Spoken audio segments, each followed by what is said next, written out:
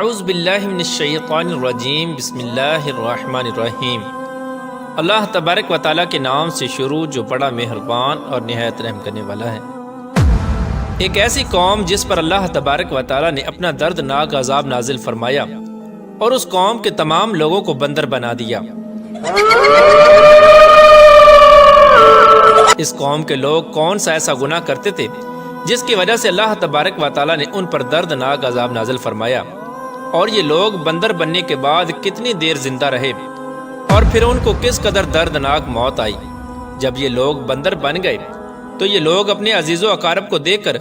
ان سے کیا کہتے تھے، اور کیا آج کے دور میں پائے جانے والے بندر اسی قوم کی نسل میں سے ہیں؟ ان تمام تر سوالات کے جوابات قرآن و حدیث کی روشنی میں آج کی اس ویڈیو میں ہم آپ کو بتائیں گے، لہٰذا آپ سے گزارش ہے کہ ہماری اس ویڈیو کو اینڈ تک ضرور دیکھیے گا۔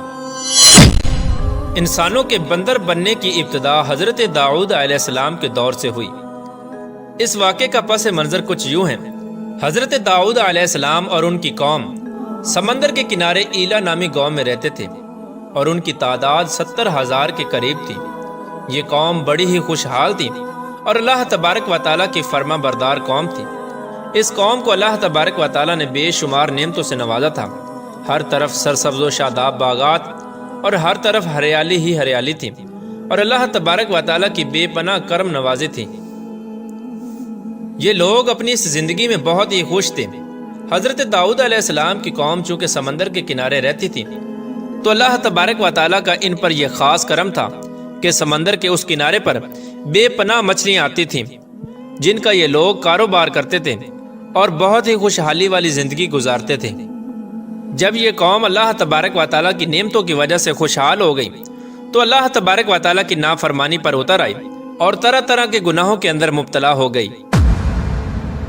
اور پھر ایک دن اللہ تبارک و تعالیٰ نے اس قوم کا امتحان لینے کا ارادہ کیا اور حضرت داؤد علیہ السلام کو وحی بھیجی کہ اپنی قوم سے کہہ دیں کہ وہ سنیچر کے دن یعنی ہفتے والے دن مچھلی کا شکار کرنا بند کر دیں۔ اس طرح اللہ تبارک و تعالیٰ نے حضرت داؤد علیہ السلام کی قوم پر ہفتے والے دن مچھلیوں کا شکار حرام فرما دیا، اور پھر یہاں سے اس قوم کی بربادی شروع ہو گئی۔ حضرت داؤد علیہ السلام نے اپنی قوم کو بتایا کہ اللہ تبارک و تعالیٰ نے ہفتے والے دن مچھلیوں کے شکار کو حرام قرار دے دیا ہے، تو وہ لوگ بہت ہی زیادہ پریشان ہو گئے اور ساری قوم سر جوڑ کر بیٹھ گئی، کیونکہ ہفتے کا دن ہی وہ دن تھا جس میں مچھلیاں وافر مقدار میں آتی تھیں اور خود بخود کنارے پر آ جاتی تھیں، اور باقی دن ایسے تھے کہ بہت کم اور نہ ہونے کے برابر مچھلیاں پکڑی جاتی تھیں۔ اس قوم کا گزر بسر چونکہ مچھلیوں کے شکار پر تھا، اس وجہ سے اللہ تبارک و تعالیٰ کا یہ حکم سن کر یہ قوم پریشان ہو گئی۔ یہ نہیں جانتے تھے کہ اللہ تبارک و تعالیٰ کی طرف سے یہ ایک آزمائش ہے۔ پھر ایک دن شیطان نے ان کو وسوسہ ڈالا کہ سمندر سے نالیاں نکال کر خشکی میں بڑے بڑے حوض بنا لیے جائیں۔ جب ہفتے والے دن مچھلیاں آئیں گی تو وہ نالیوں سے ہو کر ان بڑے بڑے حوضوں میں آ جائیں گی، اور اس طرح پھر ان نالیوں کا منہ بند کر دیا جائے، اور پھر اگلے دن یعنی اتوار والے دن ان کو پکڑ لیا جائے۔ شیطان نے اس قوم کے لوگوں کو ورگلایا کہ اس طرح ہم ہفتے والے دن شکار سے بھی بچ جائیں گے اور مچھلیاں بھی ہاتھ آ جائیں گی اور وہ بھی پکڑی جائیں گی۔ بہت سے لوگوں کو یہ ہلا بازی اچھی لگی اور انہوں نے ایسا کرنا شروع کر دیا اور سمندر سے چھوٹی چھوٹی نالیاں نکال کر بڑے بڑے حوضوں میں ڈال دیں، جس کے ذریعے وافر مقدار میں مچھلیاں ان حوضوں میں داخل ہو جاتی۔ اس قوم کے بدبخت لوگوں کو شیطان کا یہ ہلا بہت پسند آیا، لیکن اس قوم نے یہ نہ سوچا کہ جب مچھلیاں سمندر سے حوض میں آ کر قید ہو گئی تو پھر مچھلیوں کا شکار ہی ہو گیا، اس لیے یہ شکار بھی ہفتے والے دن ہی قرار پایا جو اللہ تبارک و تعالیٰ نے حرام قرار دیا تھا۔ اس موقع پر یہودیوں کے 3 گروہ ہو گئے۔ کچھ لوگ ایسے تھے جو شکار کے اس شیطانی ہلے سے منع کرتے تھے اور ناراض و بیزار ہو کر شکار سے باز رہے، اور کچھ لوگ اس کام کو دل سے برا جان کر خاموش رہے، لیکن انہوں نے شکار نہ کیا اور دوسروں کو منع بھی نہ کرتے تھے، بلکہ یہ لوگ منع کرنے والوں سے یہ کہتے تھے کہ تم لوگ ایسی قوم کو نصیحت کرتے ہو جنہیں اللہ تبارک و تعالیٰ ان قریب ہلاک کرنے والا ہے اور ان پر اپنا دردناک عذاب نازل فرمانے والا ہے۔ اور اس قوم کے کچھ لوگ ایسے تھے جو سرکش اور نافرمان لوگ تھے، جنہوں نے اللہ تبارک و تعالیٰ کے حکم کی اعلانیہ مخالفت کی اور شیطان کے ہیلے بازی کو مان کر ہفتے والے دن شکار کرنے لگے۔ یہ لوگ اللہ تبارک و تعالیٰ کے حکم کی کھلا مکھلا مخالفت کرتے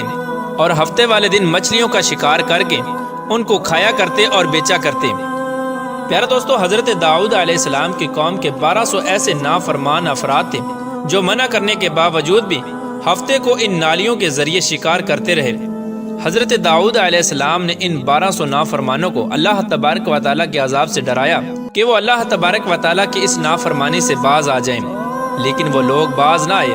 اور کھلے عام شکار کرنے لگے۔ چنانچہ وہ لوگ جو اس بات کو برا جانتے تھے، ان لوگوں نے اپنے اور ان نافرمانوں کے درمیان ایک دیوار کھڑی کر دی، جس کی ایک طرف وہ 1200 نافرمان رہتے تھے اور دوسری طرف وہ لوگ تھے جو شکار سے باز رہے۔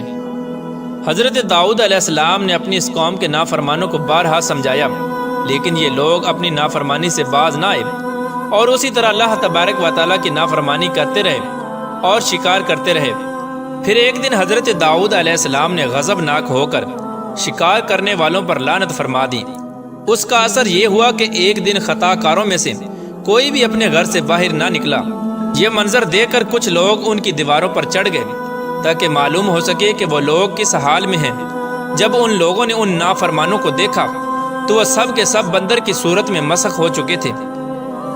اللہ تبارک و تعالیٰ نے ان کی نافرمانی کی وجہ سے ان پر اپنا دردناک عذاب نازل فرمایا اور ان کو انسانوں سے بندر بنا دیا۔ جب لوگ ان مجرموں کا دروازہ کھول کر ان کے گھر میں داخل ہوئے تو وہ بندر اپنے رشتہ داروں کو پہچانتے تھے اور ان کے پاس آ کر ان کے کپڑوں کو سونگھتے تھے اور زاروں کی طرح روتے تھے، لیکن وہ کچھ بول نہ سکتے تھے۔ اللہ تبارک و تعالیٰ کے ان نافرمان بندر بن جانے والے لوگوں کی تعداد 12,000 تھی۔ ان 12,000 لوگوں نے اللہ تبارک و تعالیٰ کی نافرمانی کی اور اللہ تبارک و تعالیٰ نے ان کو بندر بنا دیا، جس طرح کہ اللہ تبارک و تعالیٰ سورہ بقرہ میں ارشاد فرماتا ہے،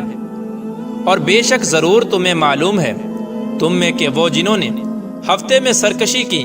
تو ہم نے ان سے فرمایا کہ ہو جاؤ بندر دھتکارے ہوئے۔ اس طرح حضرت داؤد علیہ السلام کی قوم کے 12,000 نافرمان بندر بن گئے۔ یہ لوگ 3 دن تک زندہ رہے اور اس دوران یہ کچھ نہ کھا سکتے تھے اور نہ ہی پی سکتے تھے، بلکہ یوں ہی بھوکے پیاسے سب کے سب ہلاک ہو گئے اور 3 دن کے اندر سب کے سب مارے گئے۔ اور وہ لوگ جو ان نافرمانوں کو اللہ تبارک و تعالیٰ کی اس نافرمانی سے منع کرتے تھے، اللہ تبارک و تعالیٰ نے ان کو اس عذاب سے سلامت رکھا، اور وہ لوگ جو اس شکار کو برا جان کر خاموش رہتے تھے، اللہ تبارک و تعالیٰ نے ان کو بھی اس عذاب سے سلامت رکھا۔ پیارے دوستو، اب بات کرتے ہیں کہ آج کے دور کے بندروں میں سے کیا کوئی بندر ان کی نسل میں سے بھی موجود ہے، یا آج کے دور میں پائے جانے والے بندر انہی بندروں کی نسل میں سے ہیں؟ اس کے متعلق روایات میں آتا ہے کہ حضرت عبداللہ بن مسعود رضی اللہ تعالیٰ عنہ سے روایت ہے کہ حضور پاک صلی اللہ تعالیٰ علیہ وآلہ وسلم سے کسی نے سوال کیا کہ آج کے بندر کیا حضرت داؤد علیہ السلام کی قوم سے ہیں؟ تو حضور نبی کریم رؤوف الرحیم صلی اللہ تعالیٰ علیہ وآلہ وسلم نے ارشاد فرمایا کہ اللہ تبارک و تعالیٰ جس قوم پر عذاب بھیجتا ہے یا ان کی شکلوں کو مسخ کرتا ہے تو یہ عذاب انہی پر ہوتا ہے جن پر وہ عذاب نازل ہوا تھا، اور اس کے بعد اللہ تبارک و تعالیٰ ان لوگوں کو ہلاک کر دیتا ہے اور ان کی آگے نسل نہیں بڑھتی۔ اس لیے یہ بات غلط ہے کہ کچھ لوگ یہ سوچتے ہیں کہ آج کے بندروں میں بھی حضرت داؤد علیہ السلام کی قوم کے بندر بننے والوں کی نسل موجود ہے۔ ایسا کچھ بھی نہیں ہے۔ وہ لوگ صرف اور صرف 3 دن زندہ رہے اور اس کے بعد سب کے سب ہلاک ہو گئے، اور اللہ تبارک و تعالیٰ نے اس قوم کے نافرمانوں کو صفحہ ہستی سے مٹا دیا۔